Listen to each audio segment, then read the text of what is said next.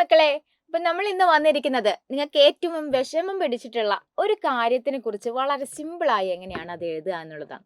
എന്താണെന്ന് വെച്ച് കഴിഞ്ഞാൽ ലട്ട് ലിട്ടു ലുട്ട് എന്നൊക്കെ പറഞ്ഞാൽ നിങ്ങൾ എപ്പോഴും ക്ലാസ്സിലും അല്ലെങ്കിൽ എന്തെങ്കിലുമൊക്കെ വരുന്ന സമയത്ത് നിങ്ങൾ എപ്പോഴും വരച്ചുകൊണ്ടിരിക്കുന്ന ഒന്നാണ് ഈ ലകാരങ്ങൾ. ഏതാണ് ലകാരം, എങ്ങനെയാണ് ലകാരങ്ങൾ ചെയ്യേണ്ടത് ഒന്നും അറിയത്തില്ല അല്ലേ? നമുക്ക് ഇന്ന് അത് ക്ലിയർ ചെയ്ത് പോകും കേട്ടോ.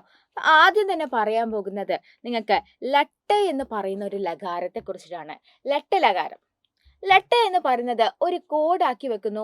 മിസ് ഒരു കോഡ് ഉണ്ടാക്കുന്നു. എന്താണ്? പി ആണ്. ലട്ട് പി ആണ് എന്ന് മനസ്സിലാക്കുക. പി എന്ന് പറഞ്ഞാൽ മക്കളെ പ്രസന്റ് ആണ്. പ്രസന്റ്. ലട്ട് എന്താണ്?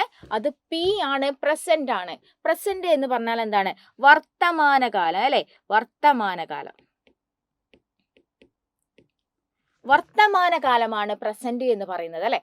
അപ്പൊ അവിടെ നിങ്ങൾ ആലോചിക്കേണ്ടത് നമ്മളിപ്പോ സ്റ്റിൽ എങ്ങനെയാണ് മിസ് നിങ്ങളോട് ബിഹേവ് ചെയ്യുന്നു, നിങ്ങൾ മറ്റുള്ളവരോട് ബിഹേവ് ചെയ്യുന്നു. ഓക്കെ, നല്ലൊരു മാസാണ്, പൊളിയാണ്, തീയാണ്. മക്കളെ നിങ്ങൾ അടിപൊളിയാണ്, സൂപ്പറാണ് കേട്ടോ. അപ്പം നിങ്ങൾ ആ ഒരു വാക്ക് ആലോചിച്ച് വെക്കുക. നമ്മൾ പ്രസന്റിൽ എങ്ങനെയാണുള്ളത്, ലെട്ടിൽ എങ്ങനെയാണ് നമ്മളുള്ളത്? മാസാണ്, പൊളിയാണ്, തീയാണ്. ഓക്കെ, അപ്പം നമ്മൾ അതിൽ തീ എന്നുള്ളൊരു വാക്ക് ഇങ്ങോട്ടേക്ക് എടുക്കുന്നു, കട എടുക്കുന്നു. ഓക്കെ, തീ എന്നുള്ളൊരു വാക്ക് നമ്മൾ എടുക്കുന്നു. നമ്മൾ എങ്ങനെയാണ് ഇത് എഴുതുന്നത്? പടതി, കണ്ടല്ലോ, ലിഖതി, ഗച്ഛതി, വദതി, ഇങ്ങനെയാണ് ലട്ടിലേക്ക് പരിവർത്തനം ചെയ്യേണ്ടത്.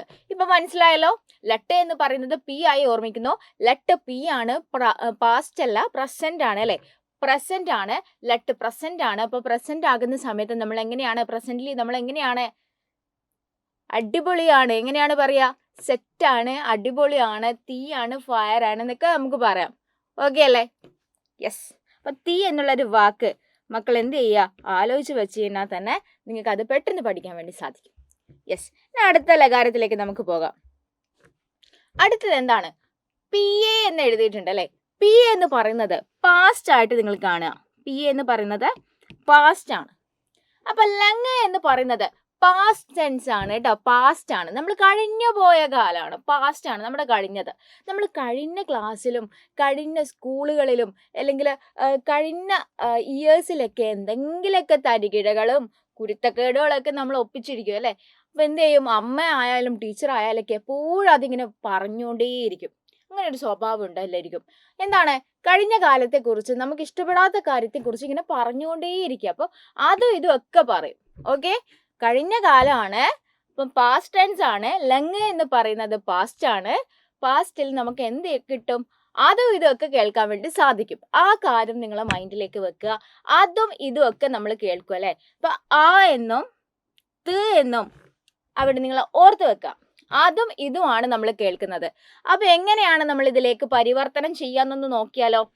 അഭവത്, അതും കേൾക്കും, ഇതും കേൾക്കും. ഓക്കെ, അഭവത്, അലിഖത്, അഘാതത്, അവദധത്. കണ്ടോ?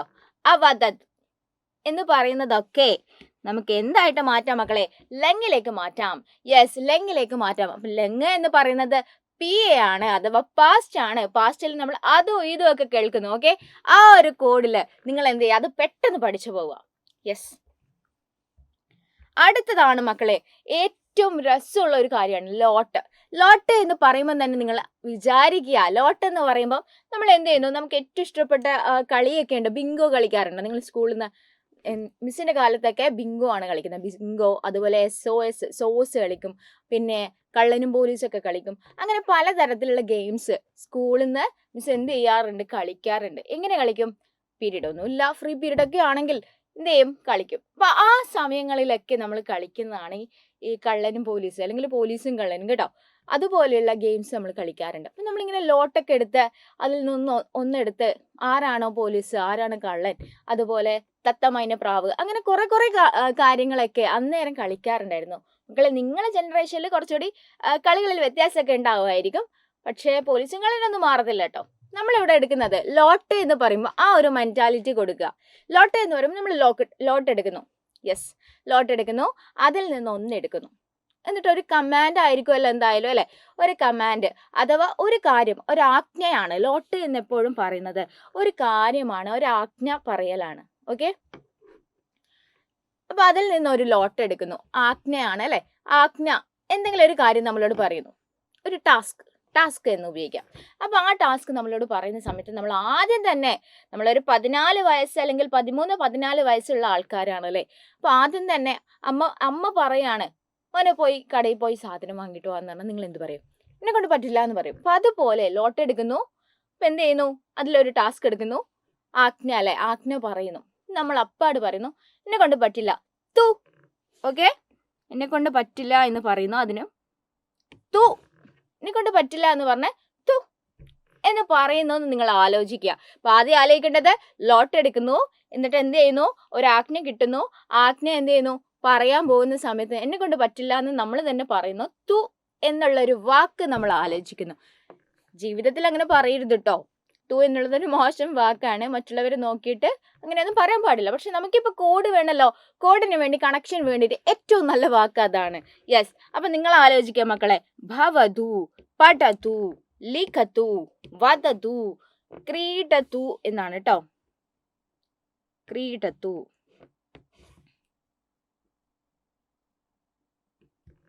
ക്രീഡതു മനസ്സിലായല്ലോ.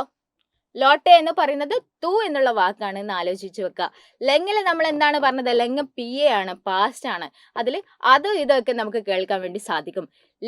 ലട്ടെ എന്ന് പറയുന്നത് എന്താണ്? ലട്ടെ എന്ന് പറയുന്നത് അത് പ്രസന്റ് ആണ്. പ്രസന്റിൽ നമ്മൾ തീയാണ്, പൊളിയാണ്, ഫയർ ആണ്, ഒക്കെയാണ്.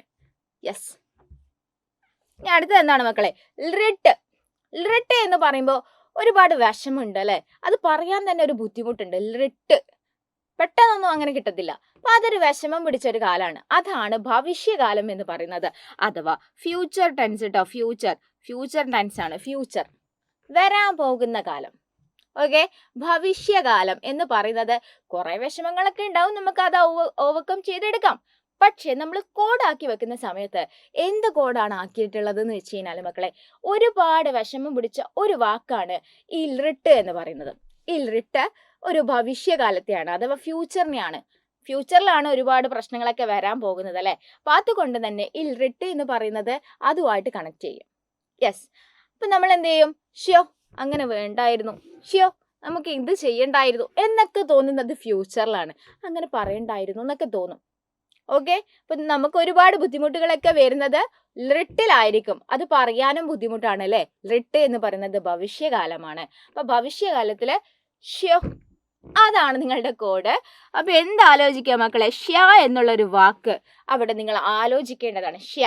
ഇപ്പൊ പഠിഷ്യതി, ലിഖിഷ്യതി, വദിഷ്യതി, ഗമിഷ്യതി, അങ്ങനെ എല്ലാ കാര്യങ്ങളും ഇതിലേക്ക് നമുക്ക് പറയാൻ വേണ്ടി സാധിക്കും. മനസ്സിലായല്ലോ? ഇനി ലകാരങ്ങളെ കുറിച്ചിട്ടുള്ള പേടി വേണ്ട കേട്ടോ. യെസ്.